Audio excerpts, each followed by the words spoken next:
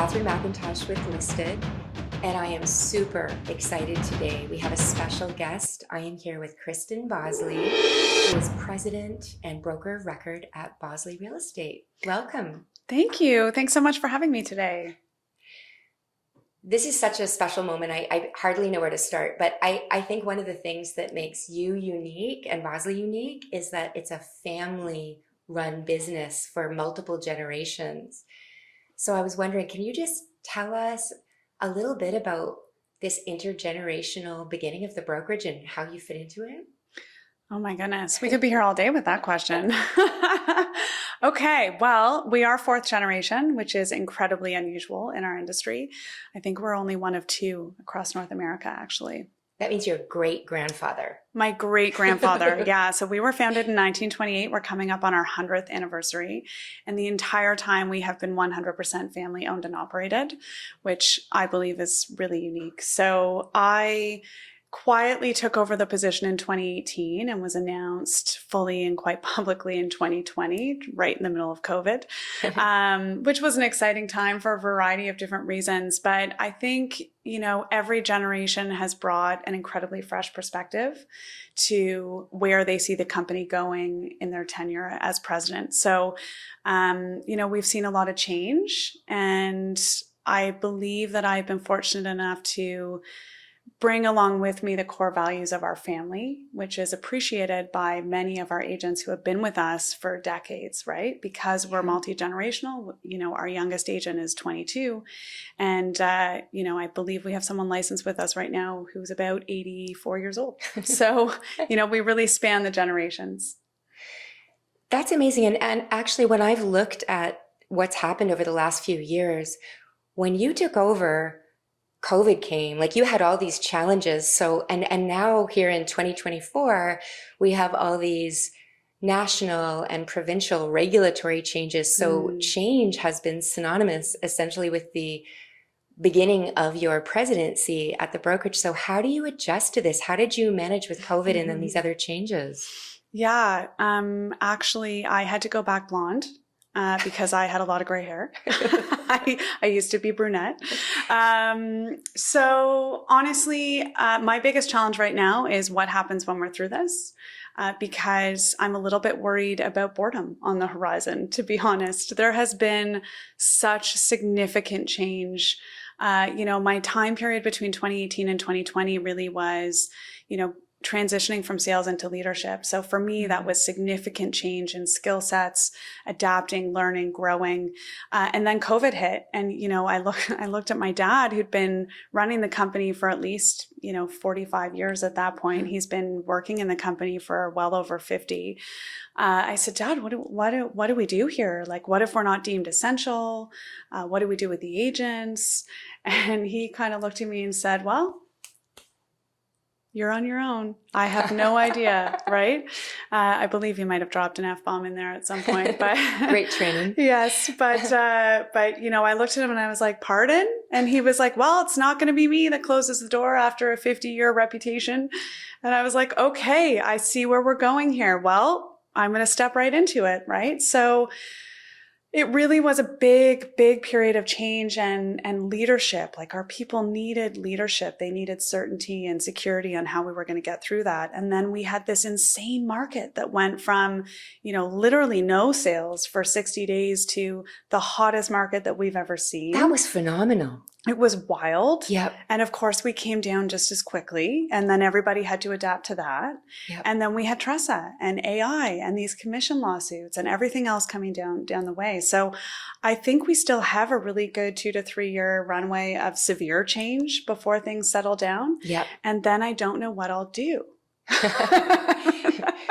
Normal will be, so you'll be like, where's the next fire to put out? What? Yeah, exactly. Well, I love what you bring up, because starting with the tradition of how you inherited this, but then truly stepped into the role as a leader, trial by fire, and that you stepped up to it. And if we had to say, how did that go? It's evident in the numbers. Look at how you've grown the brokerage through one of the hardest times and transitions of the last 4 years. When others are contracting in decline, Bosley has really grown. How has that happened? How did you overcome the challenges that made that possible? Yeah, thank you. I mean, as one of our agents, I would ask how you feel about it, but yeah, it is actually something I'm pretty proud of. I don't think I take a lot of stock in that, but honestly, I believe it really comes down to leadership. I really do. I think that the last 4 years has demonstrated how strongly our agents and our industry need clarity and direction on where we're going. And so Absolutely.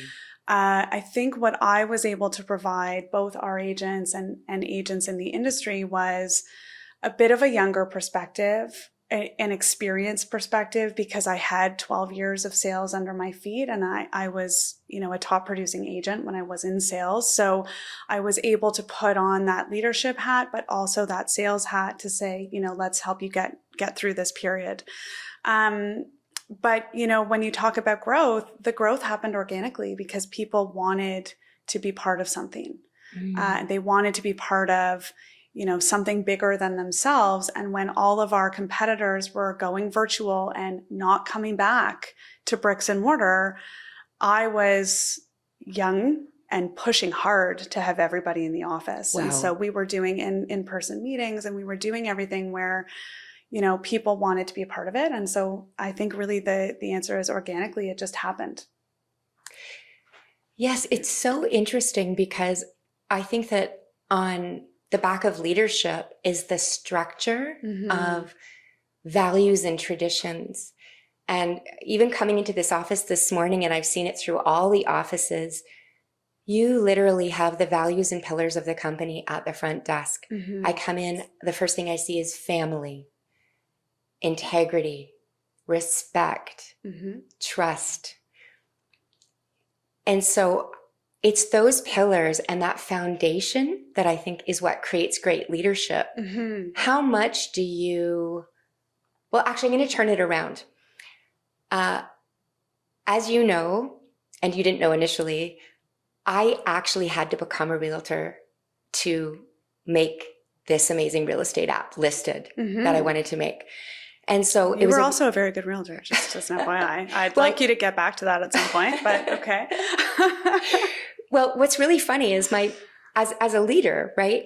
My idea was, just like you've pointed out, your answer was really do what I do, not what I say, right? Yes. You led by example, and the people followed, and that's why you're attracting agents to the brokerage. So I had to learn what the problem for realtors was by doing it. And my measure was that, okay, if I get into real estate and I actually double my salary every year, then I have this added benefit of being able to take that money, put it into the app, and it's validation.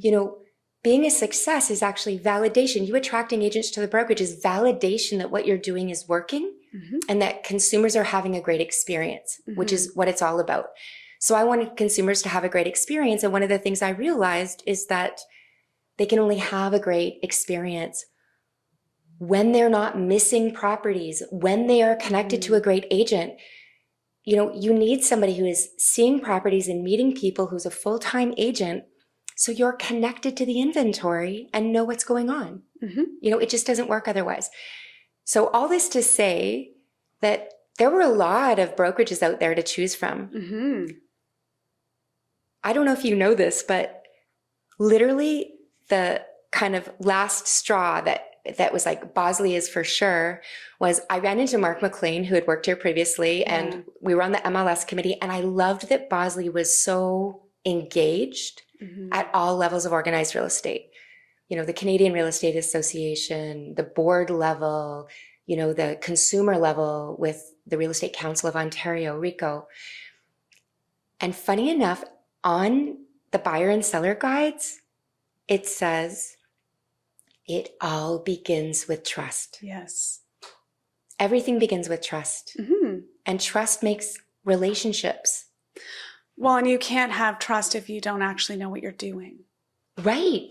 You need expertise. When you have really a full service, to your point, full service, full-time agent who's completely dedicated to their trade, One of our other core values is excellence, right? Like we want our agents to be the most innovative, the most well-trained, providing the highest level of customer service across the board, and using things like the listed app to be connected to product, going over and above. If you have a buyer looking for a specific type of product, if it's not on listed, well, you better find it and go knock on the door and figure out whether they'll sell it, right? We're not just sitting back listening to people talk and watching MLS. Like it's a very proactive role. And so for us, trust is the biggest part of it. And if you are working with a realtor who is not engaged in their local communities, who's not engaged in their brokerage, who's not engaged in the organizations that lead them, they don't have the full scope and the full perspective to help their clients to the same degree that we do.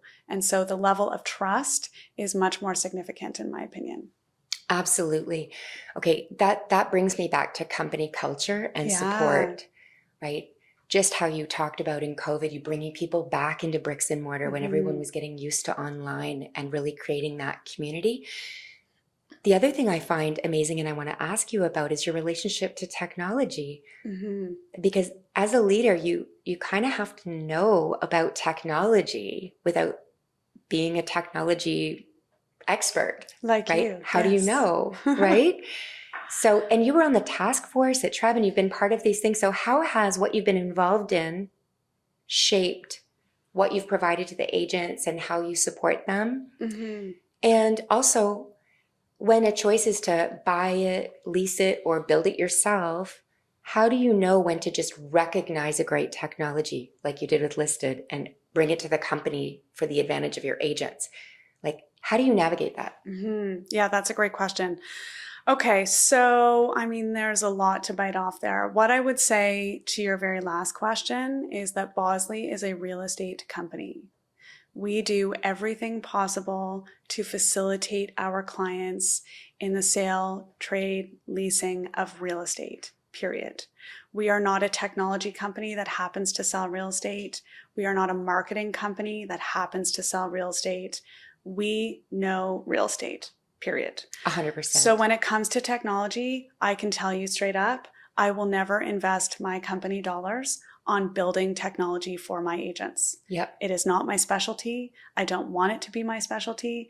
Once you get it all built, there's going to be somebody who's built something better, newer, faster within 6 months. Yep. Right? And you've just invested hundreds of thousands of dollars in something that's outdated the minute you launch. Yep. So to me, I feel pretty privileged to be sitting in this position as a millennial. Many of my cohorts are baby boomers. Yeah. And while they have significant amounts of experience and knowledge that we all benefit from, their desire to look into the future of where we're going, particularly from a technology standpoint, is significantly different than where I sit. Their ability to use and effectively test technology is very different. So as a millennial, I actually think I'm the last of the best generation, if I'm going to be totally honest about it, because I actually was raised as a child without technology. So I actually got in a lot of trouble and it was never on video. Right. Okay. You're so lucky. This was very exciting for me. I don't know what my children are going to do now. But Facebook was invented when I was in second year university. And so you're still young enough to grasp it, right? Social media is just second nature. It might not be as second nature as Gen Z. I, truthfully don't sit at the dinner table and take photos of my food, but I know how to use it. I know how to effectively manage it. And because I have that experience in sales, I know where the gaps are to help my agents with their business as well. So when I look at technology, it's always, is it the newest, best platform? Number one. Yep. Or, is it about outdated already? Number two, is it actually going to help my agents do more transactions? Yes. Period. That is our only goal, to say quite clearly that our agents do more transactions than any other agent at any of our competitors. We're already there. So if the technology is not going to help our agents do that, then I'm probably not going to onboard it. Exactly. And number three is, if the technology helps our agents or our brokerage streamline efficiencies that benefit our agent, then, we will certainly look at it. But if it doesn't check those three boxes, honestly, it's not worth my observance. Yeah, What is the your word time I'm and looking effort. for? Yeah. My time and effort, Yeah. you know, really kind of vetting it. And honestly, you know, we do have a very younger workforce here. You know, we are multi-generational, but I would say our average age here is about 45. Yep. And so it's not unusual for our agents, particularly our Gen Z agents, to come to me and say, have you seen this technology? Right? Mm-hmm. We have a technology success lead here. Her entire job primarily is vetting new technology. Amazing. Making sure that our systems are onboarded. Right? We have a head of innovation here as well. He looks at how we can incorporate AI into our efficiencies, right? So we do look at technology to hit all of those 3 points. But again, we use technology as a tool, not as a replacement. Absolutely. Oh, there's so many great things to take off from that. And I think it's a lot that people don't realize that you hit on there. So for example, people might be thinking, of course you want the best technologies, and of course that should be easy. And I think what people don't realize is that when I was at the real estate board, I've been to many boards, but one in particular, and was speaking with leadership there, one of the challenges for them is that because their members are brokers and brokerages, I just assumed that the MLS would want the best technology for all its members. But what's interesting is they can't always provide the best technology because some of the members who have not done what you've done, but have spent a lot of money or anchored themselves to building their own thing and then are not happy when something else new and better comes up, then it would be an equalizing force at the board level when another brokerage has spent all kinds of money if they were to offer that to the members. So I think often agents don't realize when they say to me, I'm so mad that my real estate board isn't giving me this app or buying it for me or providing it to us. But there's so much that you just illuminated. Yeah, there's a lot of politics. A lot of politics going into making a decision. One of the great things is that, very much in the vein of what you said, is that there's a movement toward choice of systems. Yeah. Because like you said, with your approach, and I highly recommend any other broker take it, is that you will support very clearly what promotes efficiency and helps your agents. Absolutely. And our mission is to help agents attract and retain business. That's why there's this beautiful alignment between consumers and organized real estate when everyone has listed together. And when there isn't that choice of system, or when the brokerage makes their own technology and puts money into it, it becomes something else. So we have these other business models, and there are other brokerages who, to your point, didn't set out to be a real estate brokerage and didn't set out to sell real estate. They realized that real estate had left money on the table when it came to technology. They saw it was broken. So in the last 10 years or so, we've seen a lot of technology entrants into the market who've become brokerages because it was easy to just make a lead magnet based on real estate listings and data, and then become a brokerage so that they could capture leads, attract agents, and that's their model. Yeah, and I think House Sigma is a prime example of that, right? House Sigma started as a technology, and now all of a sudden they're a brokerage, right? It's the same sort of experience. I think they started with the idea of always being a brokerage. And the funny thing is that organized real estate just missed it. That's interesting. Yeah. It's really interesting. So you only have a choice of either being a brokerage or an ad portal when you're making a new technology. And you can always tell a great brokerage because if you're signing up to a brokerage to get leads versus signing up to a brokerage to get support, traditions, community, all the inventory. Very, very different. Yeah. Very, very different. I mean, when you're signing up somewhere to get leads, you're basically starting with a half tank of gas with your clients. And when you're starting with a quality full service brokerage, you and your clients, the car is full of gas, you're ready to go, and you're off on your way. So I think we can agree with that. So I'd like to go on to the next thing that I find amazing about you, which is that remember when you had a technology that would help you and your other brokerages, competing brokerages that you worked with to basically supply any of the off-market, exclusive and coming soon inventory to each other. It was wonderful. It was wonderful, right? And you lost that. And then you know what happened is Treb bought it and shut it down because Treb likes information to be public. And I hate to say that, but it's the truth. And when we talk about the politics around our boards and associations are specifically designed to work on behalf of their members. And so I find, I've had a lot of experience with Treb, and don't get me wrong, like my family was instrumental in founding Treb and AREA, and they've had really, significant contributions at all of our organizations. But I do feel that there's a push and play in our organizations today over being the big, famous North American member-driven organization. But really, are they working for the members, or are they working on behalf of the consumer, or are they working to get recognition? For me, as a member of the organization, there's a distinct lack of clarity of the overarching goal of Treb in particular right now.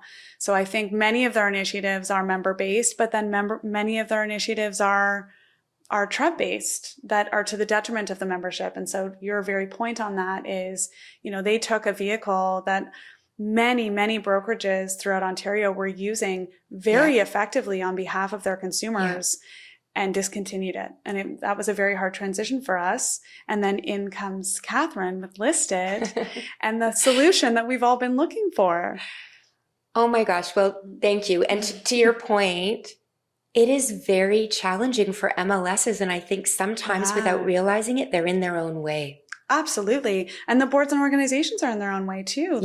I think this is the most traction that Treb and AREA have ever gotten to move towards a province-wide MLS system. Whereas, when you approached me with the app many years ago, telling me what your goals were, it was clear to me that somebody like you would have greater success forming a provincial, national, global MLS system way faster than our boards and organizations because of the political landscape and the overall feeling of the organizations having to work together. It's a really interesting climate. And so what you did quite quickly was something that I think Treb and AREA have been working towards and are now finally gaining traction. But I think you really beat them to it, to be honest. Well, you know what? It's so interesting that the tenet of the MLS, like the technology of the MLS, is compensation and cooperation. Yeah. And with everything that's happened in the last few years, that is sort of in jeopardy. And one of the things... I think it's absolutely in jeopardy. Yeah. And what's interesting is that a lot of third-party technology providers, which is what Listed is, never want to be a brokerage, never want to be an MLS, right? We are a tool for consumers to have the greatest success through their agent, through organized real estate. So in a way, we are the ultimate solution for MLSs and real estate boards, because when you're part of a real estate board and the real estate board offers a solution like Listed through it, we now have agents who are part of multiple boards that can seamlessly connect through a single source. And because Listed supports organized real estate, and we would support any competitors. We work at the Real Estate Standards Organization. I'm actually the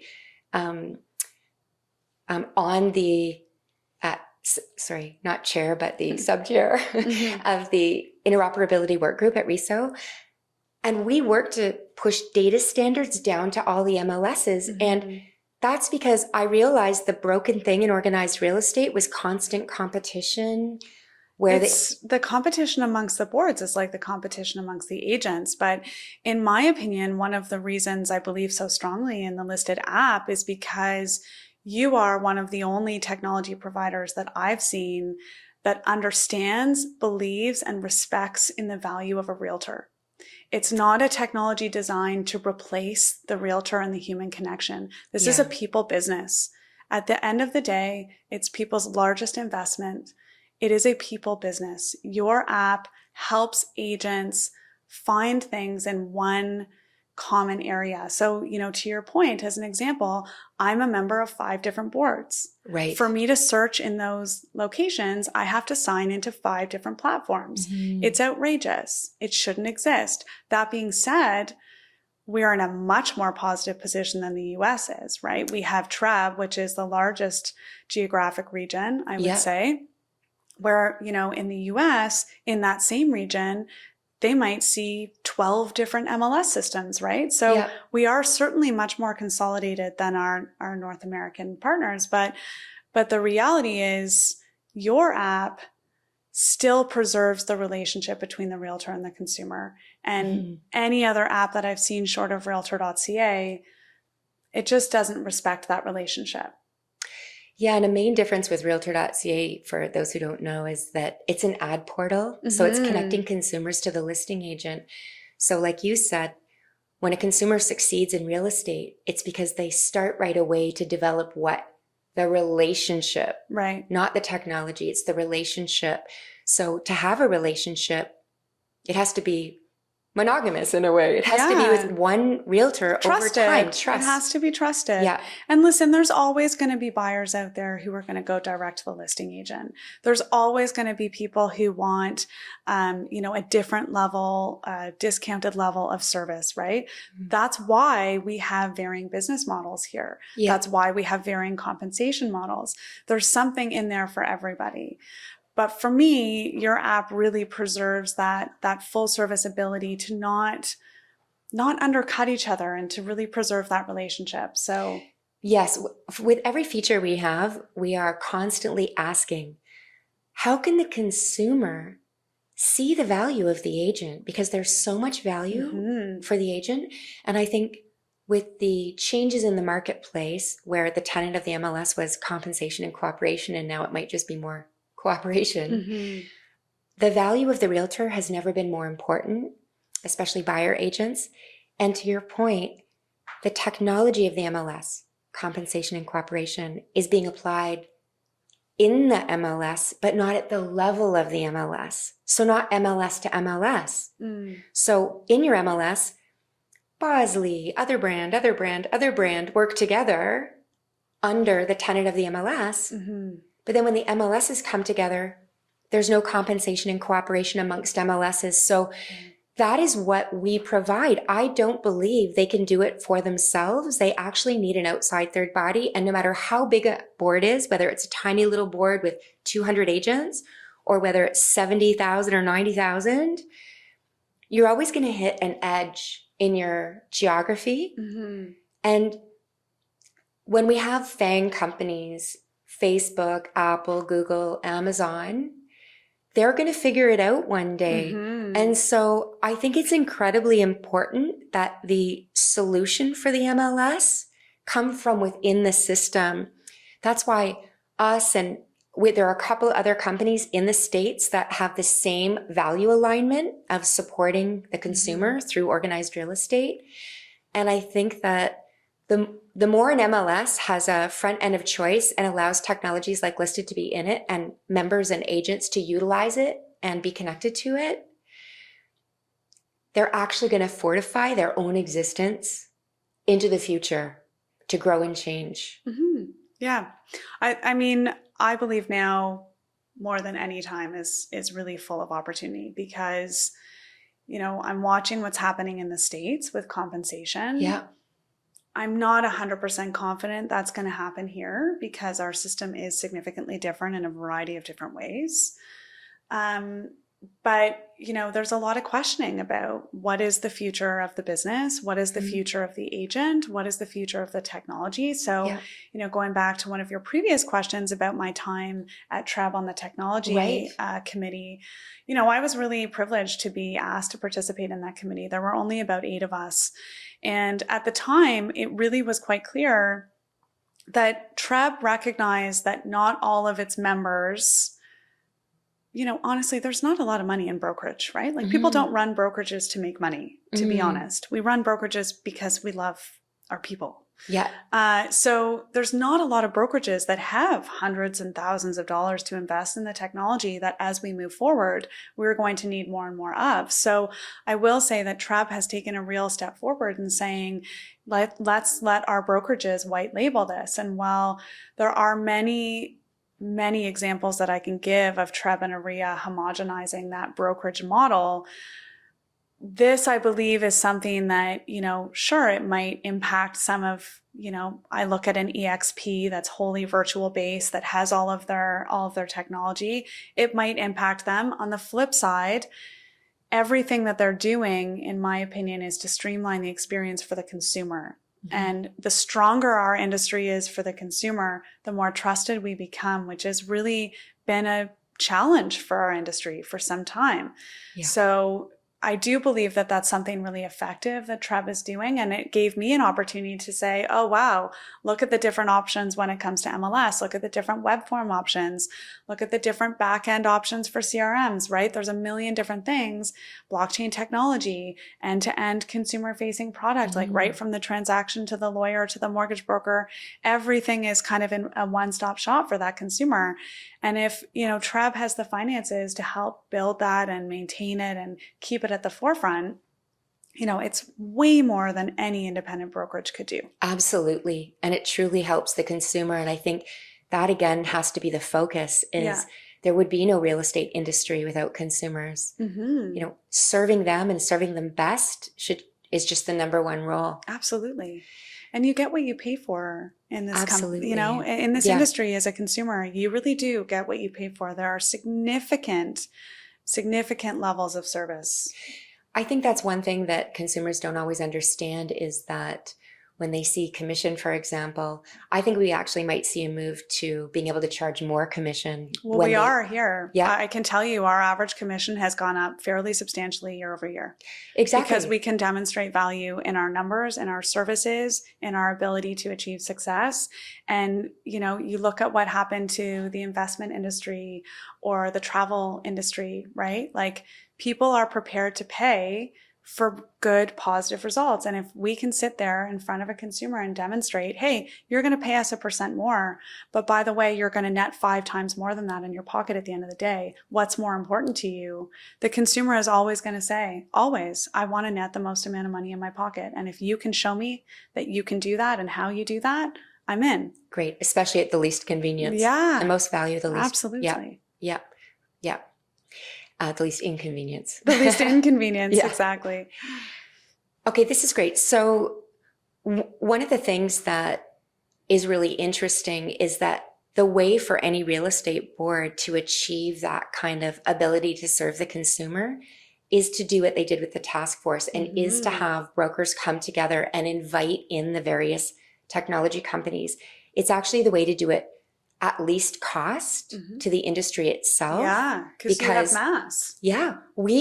For example, we are there. I want us to be the tallest poppy. I want us to be the best real estate tech provider.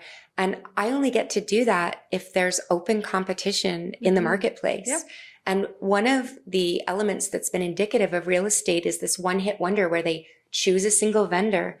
And we just saw major challenges in the US where a whole group of MLSs had no showings, no listings, were completely out of power, were disconnected to their MLS. That's my worst nightmare.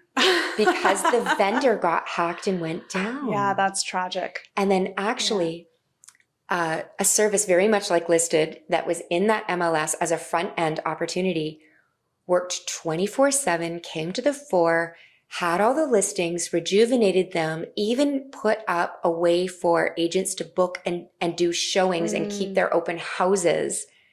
And that's why you'll stay at the forefront, because you can adapt and innovate like that on the fly, right? Exactly. Whereas the bigger companies there's much more red tape. But I have to tell you telling me that story, you want to talk about how real estate's in my blood. I just got the most severe goosebumps when you told me that. I was thinking about all these agents running around. I'm like, this would be my worst nightmare of a day. Yeah. Oh my gosh. Okay. That just comes back to the care and compassion you have for your agents. But I have to just touch on how much you've always done for the community. Like you're actually involved in the community. There's always events. You get agents in that community spirit, all the agents do that. Tell us about that. Yeah, I would say that's one of our founding principles. You know, that came really from 1928, was a big part of, we need to be part of the community. We believe in the community and the neighborhoods that we service. Yeah. So, yeah, it has been a really longstanding, important feature of our company. And to the point where we actually have a director of culture here and director of culture and education and community. She really works hard. Like, we do at least once a quarter, at least. And I really think we're up to about eight things a year corporately that we sponsor, that we participate in, that we believe in. So things like we do an annual clothing drive with New Circles, which is an organization that helps newcomers get on their feet, right? And so they, have a clothing drive, and newcomers can come into their space and purchase clothes with whatever money they have. So there's no labels, there's no price tags on them. It's, we want to allow you to get settled with dignity. But we recognize that you need some help doing that. So we're huge supporters of New Circles. It's like, there's a variety of initiatives that we support. Yeah. It's all about our agents being present in the community, supporting our local communities, our schools. We have operated for 15 years for the Toronto Foundation for Student Success, which is the breakfast program. Right. So every single morning we have 2 to 3 agents go to some of our local community schools to cook breakfast for children who unfortunately do not have access to food in the morning. And then we financially sponsor them as well, so they get snacks throughout the day. These are all things that, really are ingrained in what we do, how we help our communities, the things that we believe in, because, I'm a big believer in the state of flow, if you will, right? If you're not giving it, you're not going to receive it back. Yeah. And I really believe that when it comes to anything that we're doing. Yeah, you're building up the communities that you work and live in and serve. Yeah. And without our support, we can't expect them to support us. Yeah. So to me, it's a really big pillar. Okay, I'd like to circle back to when you recognized that you'd lost that technology that allowed you to share exclusive and coming soon listings amongst other brokerages. And I called you in a panic. You did. And you actually mentioned the CEOs of 2 other exceptional brokerages and arranged a meeting. And you all said to us, can you come up with something?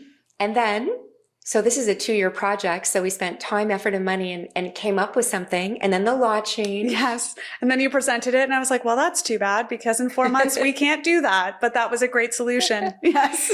And then what do you do as a leader when the life changes? You come up to breathe through the obstacle and meet the challenge. And now what's funny and ironic is that now you have the system with all the rules of the Realtor Cooperation Policy baked into it. So you and other brokerages can actually utilize an exclusive and coming soon listings network that serves the spirit of the legislation, which is that all listings should go to MLS except when they cannot. And what the law doesn't cover is that, what do you do for those that can't? And that's where Listed comes in and provides this. So it's really great that your agents can now put up a listing. It's seen by anyone in the brokerage. So right away, it is a benefit depending on which brokerage you're with, the listings you have, and that they're easily seen within the brokerage. But you're also able to share them in a direct one-to-one communication outside the brokerage. And this is one of the innovations I want to talk to you about. So traditionally, other than knowing other agents from other brokerages that might work in a certain area or that you might just want to send it to, there hasn't been the ability for an agent to know who to share their listing with. Right. And we're calling this a kind of demand intelligence. Okay.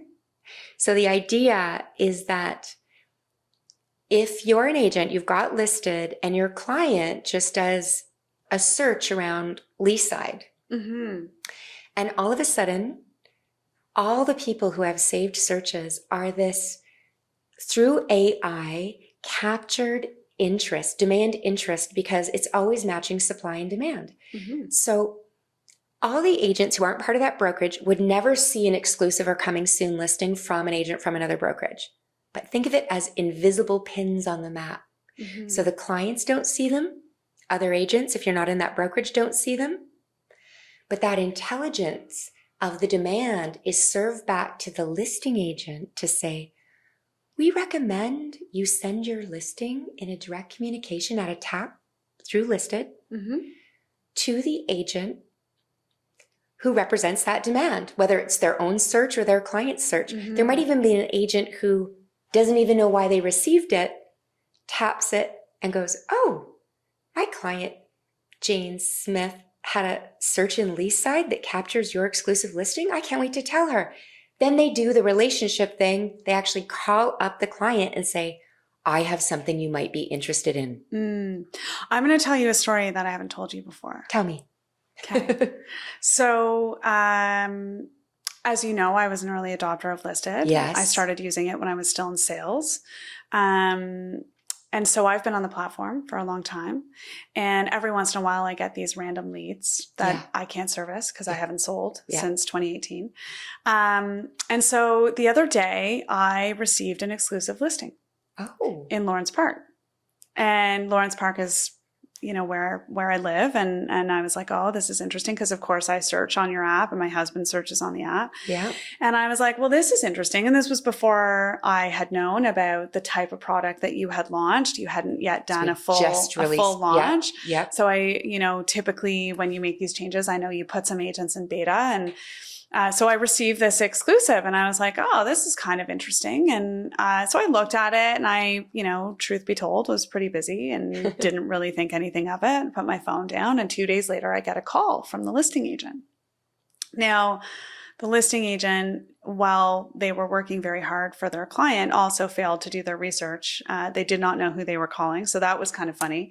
Oh, interesting. And so they called and, you know, do you have any clients looking in this type of property? And, you know, you came up as somebody who would be of interest. And, you know, when I was in sales, I did a lot of business in Lawrence Park. I did quite a few deals with Killy Heaps in particular, and they're off market. Yeah. And so I laughed and I said, well, you know, I actually don't sell anymore. But I have a couple of agents that service this area. You know, if you're comfortable, I'd be happy to pass it along to them one-to-one to, you know, respect the rules. That would be so great. Thank you. So I pass it on to 3 of my agents. One of them sells it off market. Wow. Okay. So, you know, when you talk about the power of technology as a tool and relationship and the power of relationships, you know, honestly, had that agent not called me, I wouldn't have passed it along because it just would have gone out of my capacity. Yep. But the minute, you know, she called, I said, you know what, let me see what I can do. Yeah. Because we used to do a lot of business like this, and we're in a market where relationships are relationships are relationships, and we have this tool and it's worked. Let me see. And so our agent got, you know, over a $3 million deal that they wouldn't otherwise have had. Amazing. If A, I didn't receive that listing, if B, if it didn't come through Listed, and C, if that agent hadn't followed up, right? So the power of those conversations and those tools, I think, is demonstrated quite clearly right there. I am so glad to hear that. That is so powerful because so much of the shift in technology has been about technology. Mm-hmm. And it's really about making the technology invisible and empowering the relationships. Like Listed is about conversation through touch points in the market. So that was a touch point. You must have had a search for your area because you live there and you're interested in it. And so that agent got an alert to hey, you should send this to this person. And it resulted in a sale for them. It was great. I love it. I love it. So I think the power is, you know, is demonstrated quite clearly of that connection and that user experience, right? Amazing. Okay, well, I want to talk about the future and vision before we end this fabulous interview. It's my favorite topic of conversation. Okay. So I want to talk to you about what you see for the future of real estate and where you're going. And I want to preface it by saying that for us at Listed, we've always had the vision that a consumer could be anywhere in the world. Like our future vision is that a consumer could be anywhere in the world, see a property, tap a button, and find out about it. Yep. Through their agent, whether it's in Morocco or Paris or Dubai, they reach their agent in their own city that they know, and that agent is connected again in a network of connections. And all they have to do is stay on their vacation and say, oh yes, I can meet so-and-so at 4 o'clock on Thursday. That's driven by the mission to always be aligning the interests of the consumer and organized real estate to be in alignment. So whatever new technologies come, we will utilize them to support that meaning and mission. I hope this vision can come to fruition, and I want to know what you think of that and where you see your own vision for the future with real estate. Yeah, okay. First of all, I think that is a bold vision. It is a vision that has been unwavering for you for many, many, many years. You know, as an objective observer and somebody who's been privileged to sit on the sidelines and watch you grow, build, adapt your business, it's actually quite amazing to me that your mission still remains so clear, because the product that you have today is substantially different than the product that you launched when you founded it. In a good way.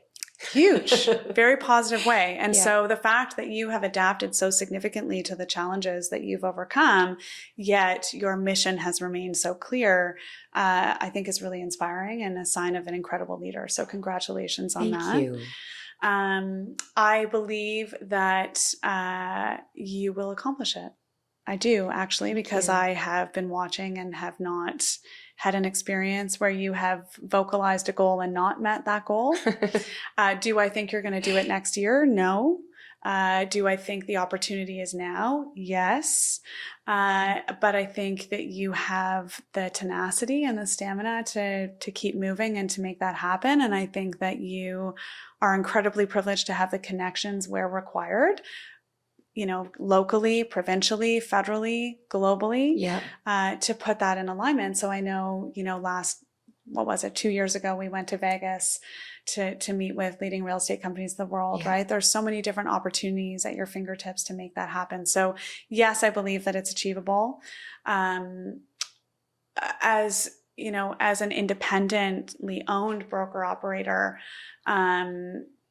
you know, it's a really big vision of mine that we say we operate locally, we operate globally, and we do through our affiliation with leading real estate companies of the world. Excellent. And Luxury Portfolio International. So these are resources that we have been invited into, that we have maintained with exceptional market share and customer service, that really do provide our agents an opportunity to, as you say, sell real estate anywhere in the world.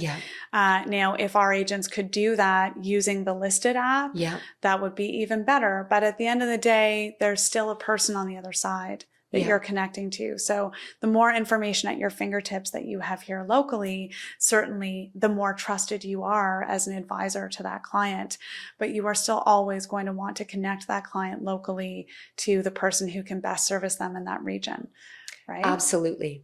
Yeah. Absolutely. So I think your vision for the future is exciting. I think we absolutely need it. I would really like to see you, you know, nail down a national MLS here first. But, you know, baby steps all the way to success, right? Well, on that note, I want to ask you, one of the things that I want to propose back to CREA, the Canadian Real Estate Association, and TREB, the individual MLSs, TREB and beyond, all of them, you know, whether it's GVR, which is, you know, used to be RebGV, but Vancouver, Greater Real Estate Board. They're missing the inventory that's off market. So actually the solution that is fully compliant with the Realtor Cooperation Policy, we have the opportunity and the desire, because of the alignment, to actually give them back an anonymized feed of the off-market activity. This means that one of the things that makes technology so great and the real estate board so powerful is that it's always a source of truth. So we can give this data back to the real estate board so that they remain a source of truth, and they're able to be a national, international player amongst other members and other boards. So what do you think we could do best to get the ear of the leaders of our boards and our associations at a national level to open up to a choice of technologies and to see that organized real estate supported third-party technology companies that are agnostic should be welcomed in as a future solution that they can't do themselves? Yeah, I think it's easy for you and I to sit here and kind of wax poetic about that. And I agree wholly with the sentiment that it is in the member and the consumer best interest. But again, I go back to the politics of the board and the longstanding, missions and what they're striving to do, and whether or not we're in alignment. And I think that goes back to one of my previous comments about our boards and associations, in my opinion, really lacking clarity of what their role and mission is. So what I would like to see is our boards and associations across Canada really redefine what their role is in our industry, so that product providers like you can say, here's how we're in alignment with that. Yes. Because right now they're so, I'll use AREA as an example, right? AREA is providing an Ontario-wide wellness plan. Why? What is their mission, right? Their mission is to lobby the government on behalf of our industry. That's it. That was their defining mission when they were founded. And yet now they're providing insurance. For realtors? For realtors. Like, I mean, I believe that there's been some success with that plan, and that's great. But that is an example for the members of where the confusion comes into play of what is their mission? What is their role? What is it that they're trying to achieve? Because if they are not clear on that, when an exceptional product provider comes to their doorstep and says, hey, this is how we're going to help you, they can't figure out what category that falls into to move forward, right? So, with my leadership team, and I will say, it's not just me here. Like, I have a really, really strong, exceptional leadership team that supports me and all the agents. So when I talk to my leadership team, it's, here's our North Star, right? We are not going to bring in any product or services. We are not going to research any product or services. We are not going to start any new product or services that do not achieve the goal of helping our agents do more transactions, period. Yep. Right? That's it. That's our mission. Our mission is total market domination. And we will not look at anything that falls out of that. But we're confident in what we're doing and where we're going. And if I was not clear on that North Star, of course I'd be looking at everything, and it would be total mass confusion, and nobody would know where to move, and you would experience this paralysis that I think realistically many of our boards across Canada are experiencing right now. So to your point about how do we get their ear, even if you got their ear, I don't know that there's enough clarity for them to understand why they should even consider it. Or the power to make a decision. Right. And so I think the reality is you have a very substantial challenge in front of you, but man, you have overcome that challenge with so many different boards and associations that it's only a matter of time. And I would say, from your standpoint, if you can start that moment with their ear, really getting an understanding of what they believe their mission is before you go into how your product can help. Yeah. I think, it goes back to that. I always teach the agents in a listing presentation, you can't add value if you don't know what's of value to them.